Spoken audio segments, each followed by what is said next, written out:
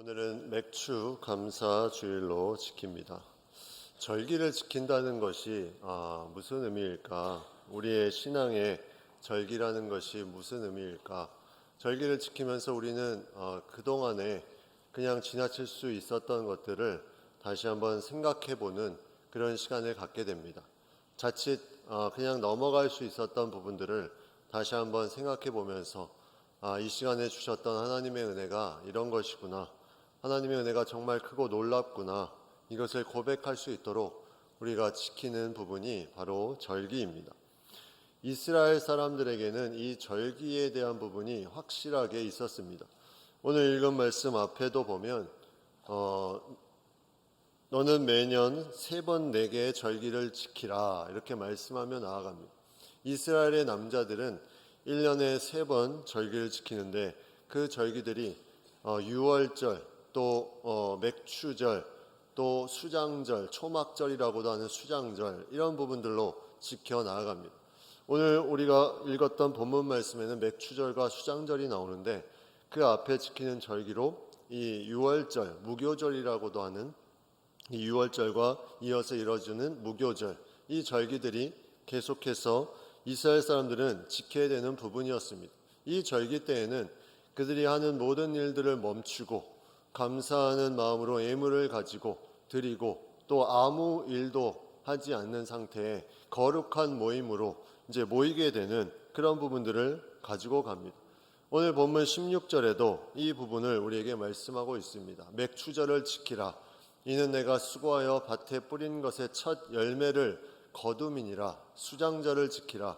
이는 내가 수고하여 이룬 것을 연말에 밭에서부터 거두어 저장함이니라.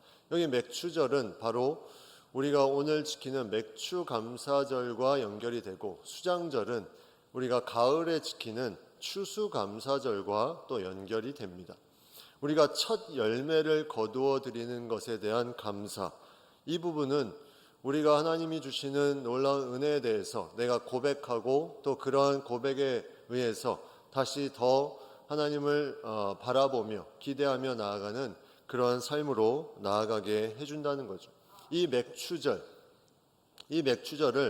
성경의 구약 성경에 보면 다른 용어로 77절이라고도 표현하고 있습니다. 77절이라 함은 6월절 이후에 7주가 지나서 7 곱하기 7이다 해서 77절 후에 지켜지는 그런 절기, 그래서 그 날을 바로 맥추절 77절이라고 하는데, 이 날은 사실 지금 우리가 지키는 맥추 감사절과는 다른 날이었습니다. 이미 우리는 그 날을 보냈고, 이 맥추 감사절은 그 맥추절의 의미를 다시 한번 새기기 위해서 1년의 절반이 지나고 그 다음 주일에 지키는 절기로 우리가 지켜오고 있죠. 신약 시대에 와서는 이 맥추절이 어떤 절기로 지켜지냐면 오순절이라는 절기로 지켜집니다. 이것도 마찬가지로 77절과 비슷한 날짜의 개념, 오순, 오의 순이 10이라는 의미가 있기 때문에 49일이 지나고 그 다음 날 되는 오순절에 놀라운 역사가 나타나는, 그 날에 어떠한 역사가 나타나냐면 성령 강림의 역사가 나타났죠. 그런 부분을 통해서 많은 영혼들이 성령을 받게 되고, 그것을 통해서 하나님 앞에 자신을 드리며 또 믿음의 삶으로 나아가는 그런 부분들로 신약 시대에는 이루어지고 있습니다. 하나님이 주시는 이 절기가 시대에 따라서 조금씩 부분들로 나타나는데, 이 맥추절과 구약의 이 성령 강림 오순절과 또 지금 우리가 지키는 이 맥추 감사절, 이 부분은 조금씩 틀리지만 연관되는 하나의 중요한 부분이 있습니다. 맥추 감사절이 수확의 첫 열매 주심의 그 첫 열매에 대한 부분에 감사하는 시간이라면, 이 오순절은 성령께서 임재하셔서 내 자신이 하나님 앞에 첫 열매로 드려진 것에 대해서, 다시 말하면 내가 하나님의 백성으로 온전히 부름받고 거기에 선택받은 것에 대해서 감사하는 그런 의미가 있습니다. 오늘 우리가 지키는 맥추 감사절은 이러한 첫 열매가 한 해 가운데 6개월을 지내면서 이 가운데 하나님이 주신 이 첫 열매가 내 삶 가운데 어떤 부분이 이루어지고 있나, 또 어떤 부분을 주셨나, 이것을 기억하며 감사하는 이 첫 열매에 대한 공통점이 있습니다. 그렇다면 우리는 한 해의 절반을 보내면서 과연 하나님이 나에게 주신 첫 열매는 무엇인가? 여러분에게 주신 첫 열매는 무엇입니까? 6개월 동안 지내면서 나에게 주신 첫 열매가 무엇이라고 생각합니까? 우리는 한 해를 시작하면서 나름대로 여러 가지 일상과 또 계획을 세우고 무언가를 하려고 마음속에 또 어떤 도구를 통해서 그것을 표현하며 나아갔습니다. 그렇다면 6개월이 지난 이 시점에 그러한 부분에 나의 첫 열매가 무엇일까? 우리는 한번 생각해 볼 필요가 있다는 거죠. 그게 이 절기를 지키는 의미를 갖게 합니다. 어떤 사람은 실제로 수학의 첫 열매를 거둔 사람도 있을 겁니다. 내가 무언가 열심히 일했는데 거기에 대한 첫 열매를 이 상반기 동안에 나에게 허락하셨다. 그런 고백을 하는 사람도 있을 겁니다. 또 어떤 사람은 기도하는 가운데 한 영혼을 위해서 계속해서 기도했는데 그 영혼이 돌아오는 놀라운 역사가 나타나서 그 사람을 첫 열매로 고백하는 사람도 있을 것입니다.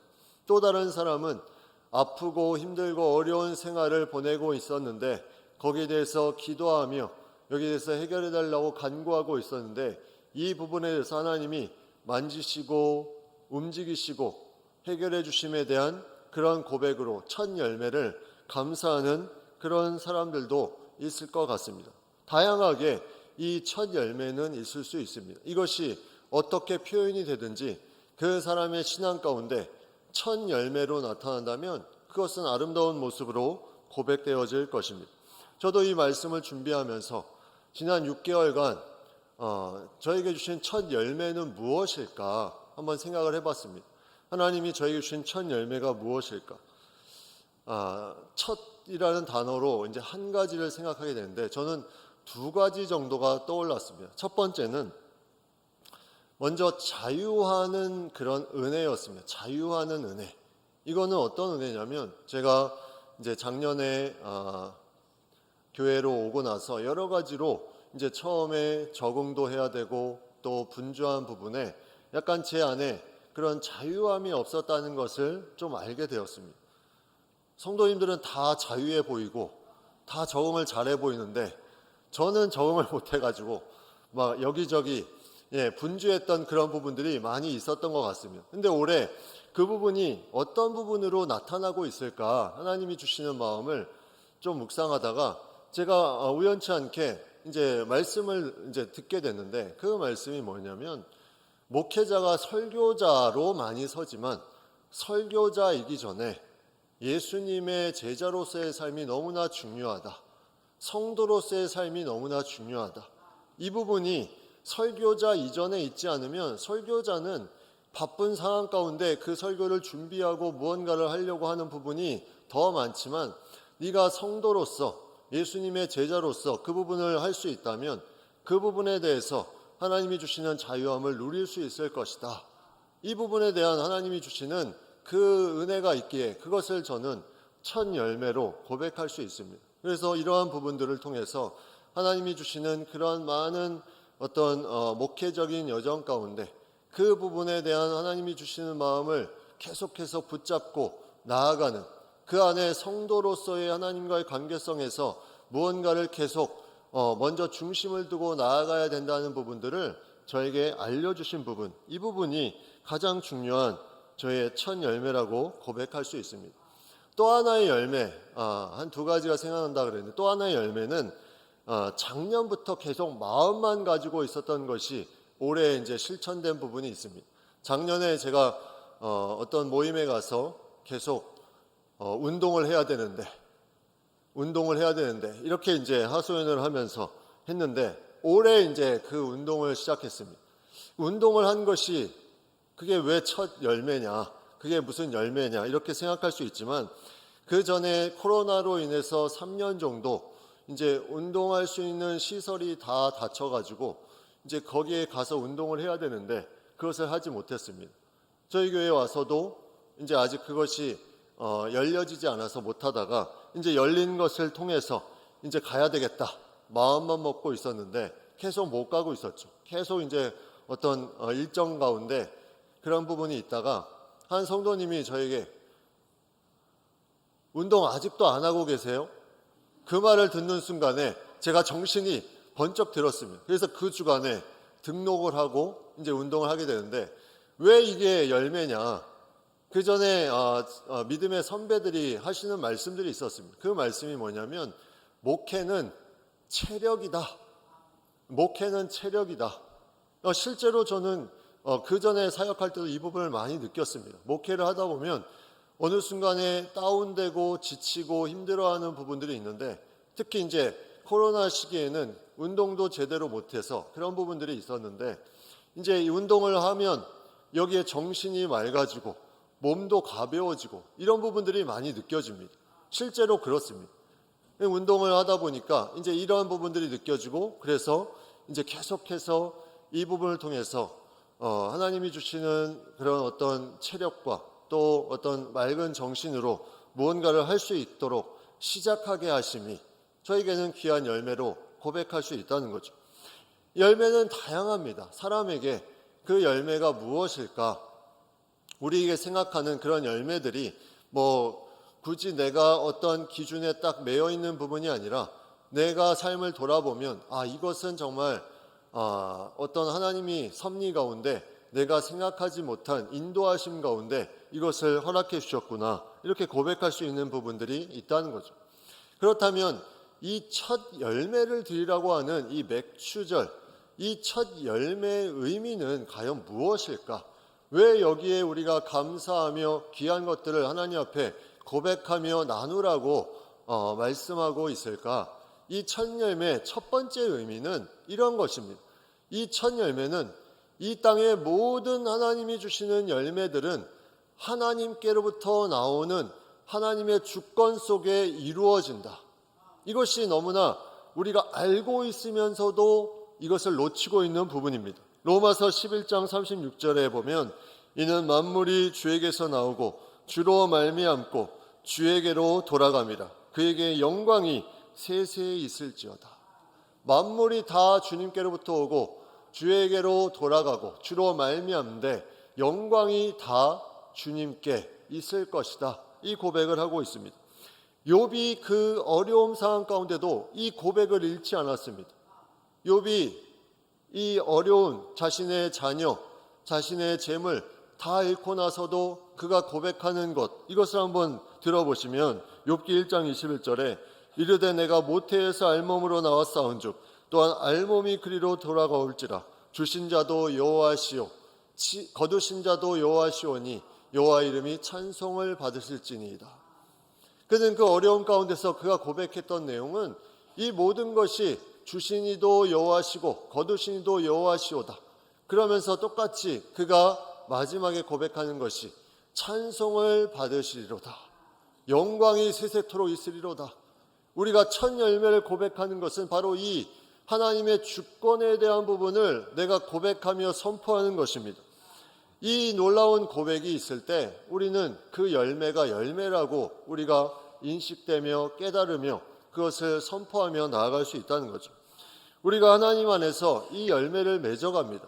근데 이 열매를 맺는 방법을 하나님은 우리에게 명확하게 알려주십니다. 그게 요한복음 15장 4절에 이렇게 말씀합니다. 내 안에 거하라 나도 너희 안에 거하리라. 가지가 포도나무에 붙어있지 아니하면 스스로 열매를 맺을 수 없음 같이 너희도 내 안에 있지 아니하면 그러하리라. 열매를 맺는 확실한 방법을 알려주셨는데 그게 주 안에 거하는 것이 유일한 방법임을 우리에게 말씀해주고 있습니다. 주 안에 거하지 않고 스스로 열매를 맺을 수 없다. 하나님이 이 모든 것의 주권자 되시기 때문에 내 안에 있지 아니하면 너희가 열매를 맺을 수 없는데 너희가 가지로 나무된 나에게 붙어 있으면 내 안에 있으면 이 안에 많은 영양분들을 공급받고 많은 수분을 공급받고 이 안에 열매를 맺게 될 것입니다. 이것을 말씀하고 있습니다. 그런데 이 열매는 너무나 중요한 또 하나의 원리가 있습니다. 열매를 맺어본 사람이 더 많은 열매를 맺게 된다는 거죠. 열매가 골고루 맺히는 것이 아니라, 사람에게 골고루 맺히는 것이 아니라 열매를 맺어본 사람이 더 많이 맺게 된다는 거죠. 이것은 놀라운 하나님을 향한 우리의 어떤 노력으로 인해서 그런 부분이 아니라 하나님의 주권에 대한 내가 가지고 있는 그 믿음 안에 그것을 체험한 사람이 이것을 통해서 계속 알아가고 열매 맺는 방법을 터득했기에 할 수 있는 그런 부분을 우리가 생각해 볼 수 있습니다. 다시 말하면 이 열매는 내가 무언가를 해서 그런 것이 아니라 내가 하나님이 주시는 이 주권 가운데 이루어지는 것을 내가 고백하면서 이 안에 내가 살아가는 어떤 열매 맺는 방법을 터득했기에 여기에 더 많은 것을 고백할 수 있는 그런 부분들을 우리가 볼 수 있다는 거죠. 요한복음 15장 2절 말씀에 이렇게 말씀합니다. 물은 내게 붙어 있어 열매를 맺지 아니하는 가지는 아버지께서 그것을 제거해 버리시고 물은 열매를 맺는 가지는 더 열매를 맺게 하려 하여 그것을 깨끗하게 하시느니라. 더 열매를 맺게 하려 하여 그것을 깨끗하게 하시기 때문에 그 열매를 맺는 가지는 더 깨끗해지고 더 열매를 맺을 수 있다는 것을 우리에게 말씀해 주고 있습니다. 이 부분이 달란트 비유에서도 비슷하게 나오는 것 아닙니까? 달란트 비유를 보면 이 달란트를 받은 종들이 나름대로 무언가를 합니다. 그런데 하나님의 뜻 가운데 그 안에 거한 사람은 그만큼의 달란트를 또 남기게 됩니다. 그때 주인이 뭐라고 칭찬을 말씀을 하셨습니까? 내가 적은 일에 충성하였음에 내가 많은 것을 내게 맡기리니 내 주인의 즐거움에 참여할지어다.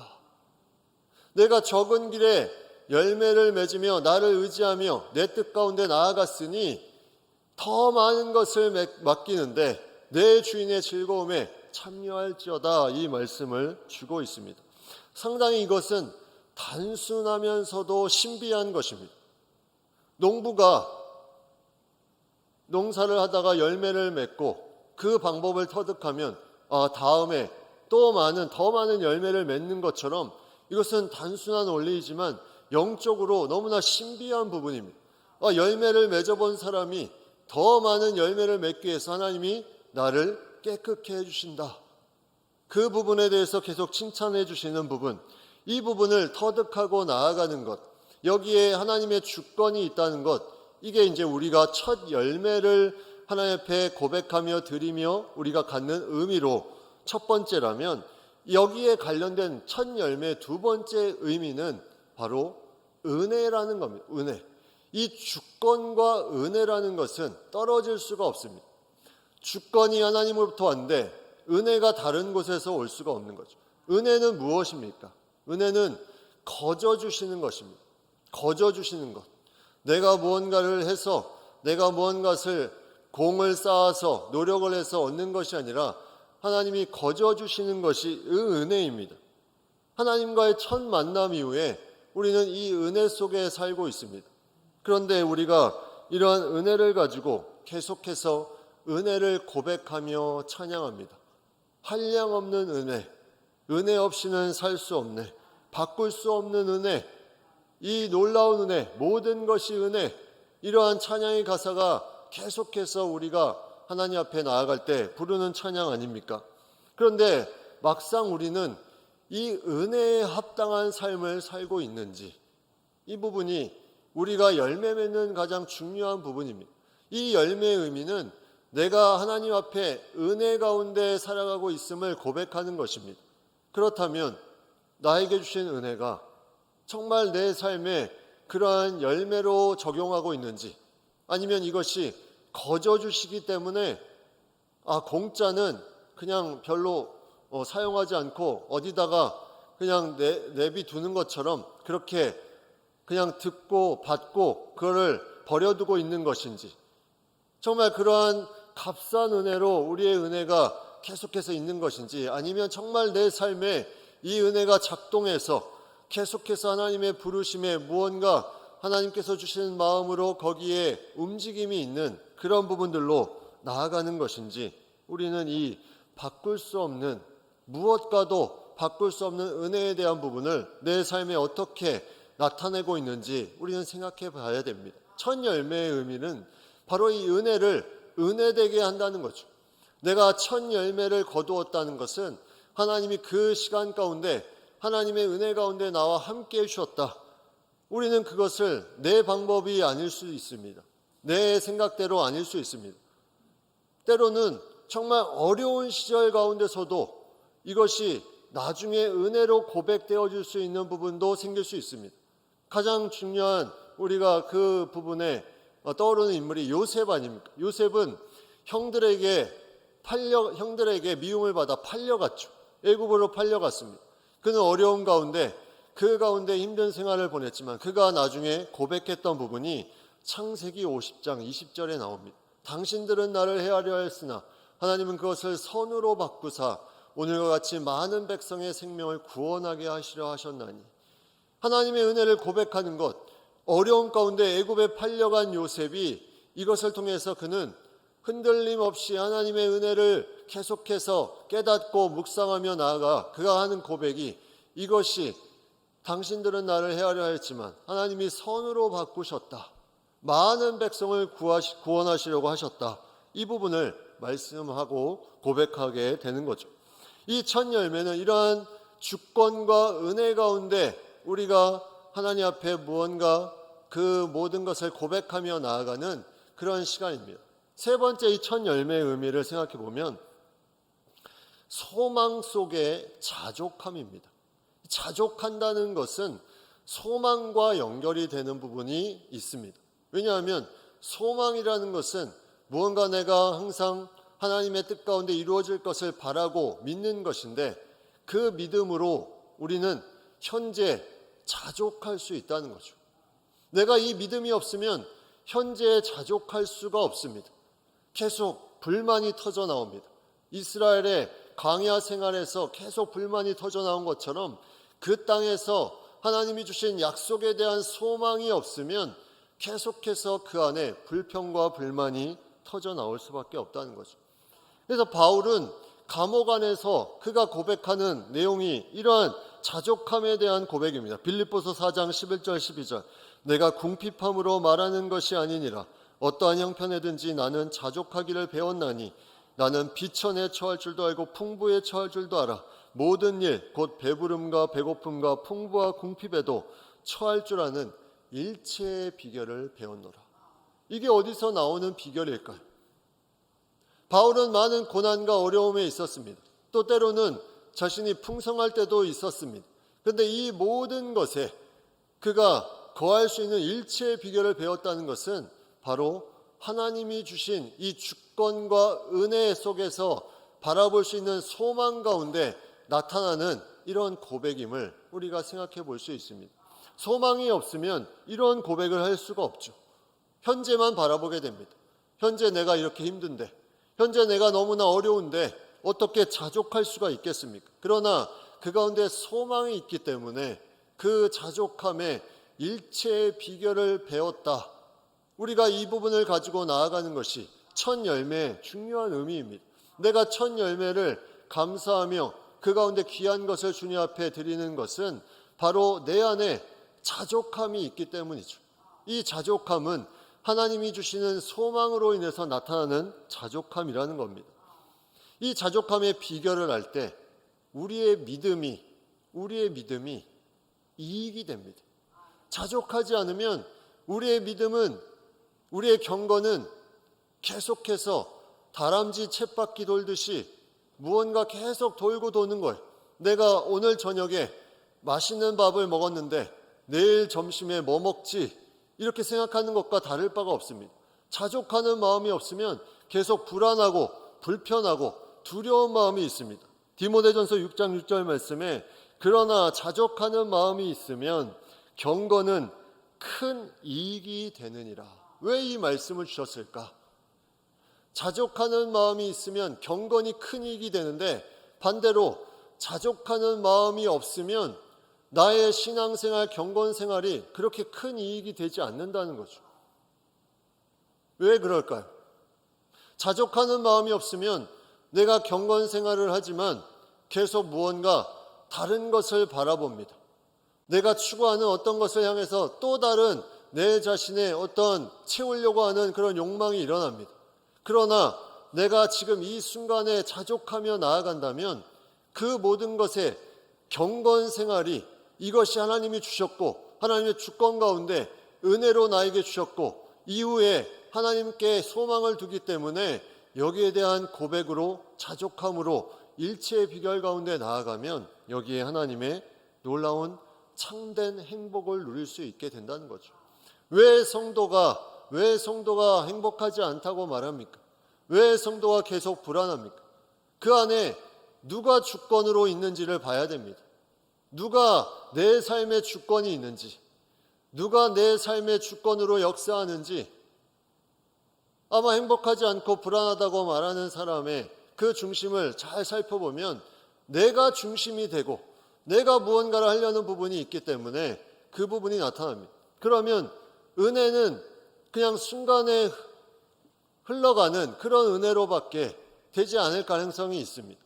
그런 하나님이 주권 가운데 주시는 것이 우리에게 날마다 주시는 그 은혜로 내가 고백할 수 없다면 그 부분은 그냥 값싼 은혜로 스쳐 지나가는, 그냥 듣기는 좋으나 삶은 따로 돌아가는 그러한 삶으로 살게 된다는 거죠. 그리고 그 안에 내가 정말 소망하는 부분으로 자족함이 없게 되면 계속해서 무언가를 바라고 또 기대하고 거기에 대해서 평가하고 판단하는 마음이 앞서기 때문에 그 가운데 하나님이 주시는 귀한 마음들이 계속해서 옅어지게 되는 그런 부분들로 살아가게 된다는 거죠. 우리의 삶에 어떠한 부분이 있습니까? 제가 연초에 저희 교회에서 함께 비전을 가지고 나아가자고 말씀드렸던 3가지가 있습니다. 그 첫 번째가 진정한 예배자로 살자. 진정한 예배자로. 그 다음에 두 번째가 역동적인 공동체. 역동적인 공동체. 우리 교회 안에 공동체들이 역동적인 공동체가 되도록 하자. 세 번째는 세대 통합교육. 세대 통합교육. 모든 세대가 함께 할 수 있는 부분. 사실 이 부분이 계속해서 마음속에 두고 있으면서 이루어지고 또 보여지는 것도 있지만 그렇지 않은 부분도 있습니다. 그러나 명확하게 고백할 수 있는 것은 그러한 가운데 하나님은 우리가 가시적으로 볼 수 없어도 하나님은 그 가운데 계속해서 주권적으로 역사하시고 은혜를 내려주시고 소망 가운데 자족하게 하신다는 거죠. 이 부분이 첫 열매로 우리가 고백할 수 있다면 이보다 더 높은 고백이 무엇이 있겠습니까? 하나님의 이 귀한 첫 열매는 눈으로 보는 것보다 더 높은 차원의 그런 고백 가운데 나타나는 것입니다. 그렇다면 우리는 진정한 첫 열매, 우리가 말씀 가운데 좀 더 보면 구약 성경에 하나님께서 이스라엘을 첫 열매로 삼으셨다고 말씀하고 있습니다. 그리고 고린도전서 15장 20절에 보면 그러나 이제 그리스도께서 죽은 자 가운데서 다시 살아나사 잠자는 자들의 첫 열매가 되셨도다. 그리스도가 잠자는 자들의 첫 열매가 되셨도다 말씀하고 있습니다. 그 후에 야고보서 1장 18절에 보시면 그가 그 피조물 중에 우리로 한 첫 열매가 되게 하시려고 자기의 뜻을 따라 진리의 말씀으로 우리를 낳으셨다. 우리를 첫 열매가 되게 하시려고 진리의 말씀으로 우리를 낳으셨다. 구약 성경에는 이스라엘이 첫 열매였고 예수 그리스도가 부활의 첫 열매가 되셨고 이제는 우리를 모든 피조물 중에 첫 열매로 삼아주셨기 때문에 그 첫 열매된 우리가 그 자체로 감사하며 나아가는 존재로 그것이 하나님의 주권을 인정해드리고 은혜를 은혜로 고백하며 소망 가운데 자족할 수 있는 그런 중요한 삶을 살아가는 존재임을 우리가 고백하는 첫 열매로 우리를 불러주셨다는 거죠. 우리가 2023년에 반환점을 돌고 있습니다. 우리가 목적지 계속해서 달려가지만 우리는 이 목적지에 빨리 가는 것이 중요한 것이 아니라 과연 내가 이 안에 모든 것이 하나님의 주권 가운데 있고 하나님의 은혜이며 소망 중에 내가 현재 자족하는 마음이 있는지 이 부분을 돌아보면 이것이 아름답게 내가 첫 열매로 하나님 앞에 드릴 수 있는 부분들이 풍성하게 많이 나타나게 될 줄 믿습니다.